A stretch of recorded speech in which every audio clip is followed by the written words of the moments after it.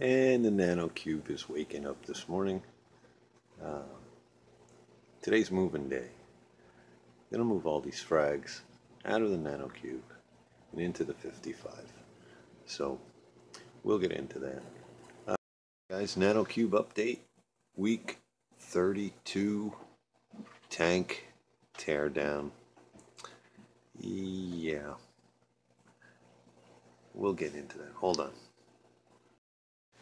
Over the course of this tank, in the last 32 weeks, I've had some really good things happen, and I've had some really bad things happen. And I feel I have narrowed down on most of the bad things, and I'd like to go over some of them. And also because I have the new 55, I'm able to do this, because the things that are doing well are still doing well. But just because they're doing well doesn't mean I should leave them in a tank that has problems. I almost feel like, well, if you ever seen the Christmas movie The Grinch, that's kind of like what I feel like stripping down this tank. Like, I'm getting that feather duster.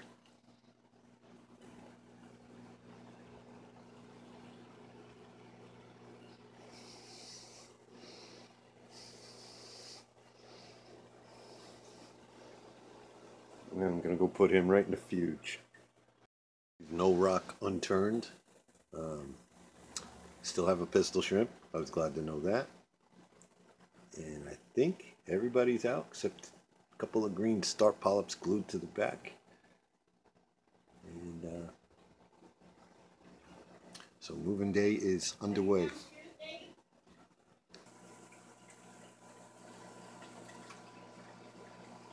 So, what happened to the Nano Cube? Well, a series of things happened. One of the first things I think that happened was I was keeping kind of a low alkalinity. Not low, but not an elevated alkalinity. And my tank didn't have a lot of coral, so it didn't have a lot of uptake. I thought I would supercharge it and just do water changes with Red Sea Coral Pro, which is a great salt, but it's pretty hot. And when I say hot, I mean it has elevated levels. And if your tank isn't maintaining elevated levels, and you're doing water changes, you are spiking your alkalinity every time you do a water change. And the corals did not like that. I lost a few actually, just by doing water changes. So these are things that, one thing that you really need to know about. Now I'm using Fritz salt. I like Fritz salt because it mixes right about where I want my tank to be. And I can dose in between to maintain that and as the uptake changes, if the corals are taking up more alkalinity, calcium, magnesium, I can then dose it. And Fritz also has the dosing products, so I have a couple up here.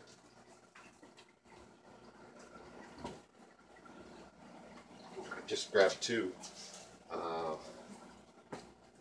Yeah, I have their two-part. Part one is alkalinity, and part two is calcium. I also have the magnesium up there. And by using their system, meaning their salt and their additives, when I put alkalinity and calcium back into the system, I'm using the exact same chemicals that the Fritz salt has in it. So again, that's going to maintain everything a little better. But in the cube, I was doing water changes and the levels were going like this and coming back down. So find a salt that works for you. What was the biggest problem in the Nano Cube? My biggest mistake? I have a great LFS, and there is a person in that LFS that's an expert in every department.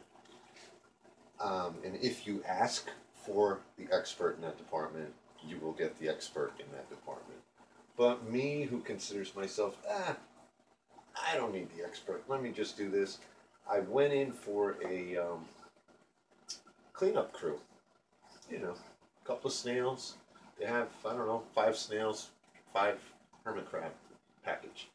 And 2 or 3 of the snails can be Nessarius. and the rest could be Asterinas, and they didn't have any Nassarius. But while he was digging through the sand for the Nassarius snails, he uncovered a sand-sifting star. I go, that's cool. Give me that instead. Big mistake. Now, had I done research on the sand-sifting star, I would know that they require a large sand bed. They can clean out a sand bed pretty quickly, even though they're starfish and you see them moving slowly.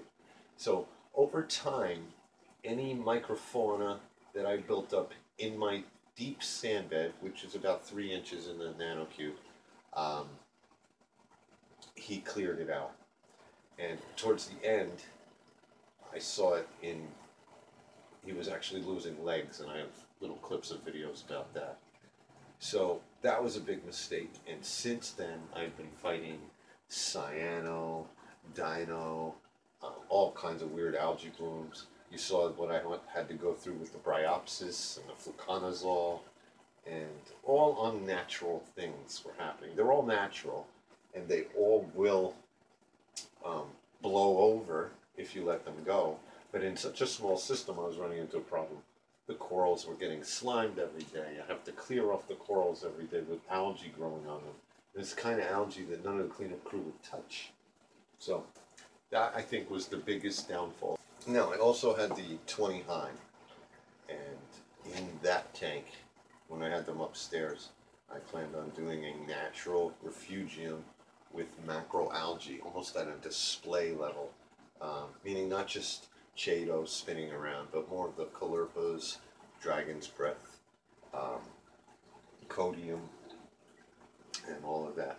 And I had it flourishing, and I had it full of pods. I have a quick little video about that too. And then I bought a decorator crab, just because I thought they were cool. And that was the biggest downfall of that fuge. So these are mistakes that I'm pointing out that I've made. I am owning up to them, and I just really like to save somebody from making those mistakes. So if you think about a decorator crab, you think, oh, that's cool, he's going to actually clip things off and stick them to himself, and he'll be like a moving part of the reef tank. And no, he only comes out at night. All the things that he steals at night need light to survive. So when he goes and hides under a rock while the lights are on, he ends up wearing a bunch of dead things.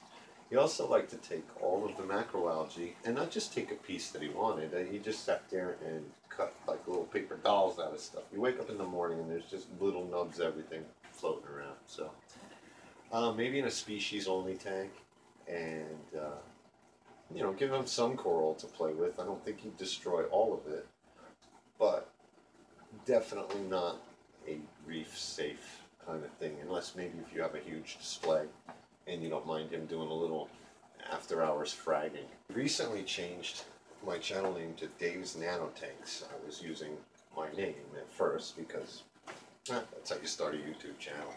I didn't want to waste all the views I had, so I just changed the name instead of starting a new channel. I didn't do it to hide my identity or anything like that. I just wanted to show what direction the channel was going in. I thought it was a good idea. So now I'm sitting in front of a 55-gallon tank with two 20-gallon sumps. And technically it's not a nano tank anymore. Now, I'm not saying I'm not going to have a nano tank. I'm just trying to decide which way I want to go with it. I took the original JBJ Nano Cube, and as we do in this hobby, I kept doing upgrades. I changed the light, I changed the pump, I changed the way the filter works. You do this and you do that, and I'm not saying that I turned it into something it can't be. There are some beautiful nano tanks that have some beautiful coral in it. I just think that the way I went about it and my expectations never balanced out. I was starting to go SPS dominant without dosing and without doing a lot of things. So there's two ways I'm going to go with it. I'm either going to supercharge it and we'll get it up and running, or I do want to just do a nano tank that's an all-in-one that somebody can buy, and I don't want to do anything to it. And if you think this is a great idea, leave me a comment. If you think that people would want to see what you can do with an all-in-one tank and maintain all by itself, no mods, no nothing. So I've reached out to JBJ, Fluval, a couple of companies, and asked them what they would suggest to me to be an all-in-one tank that could be successful on itself. And so far it's crickets. I haven't heard back from any of them. But, you know, they're all busy people, I guess. And I'm not looking for anybody to give me a free tank. I'm looking to get something $100, $200.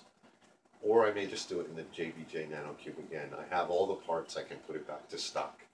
So I think that's where I'm going to go, unless somebody approaches me and I actually have an email to share with you and somebody backing up a product.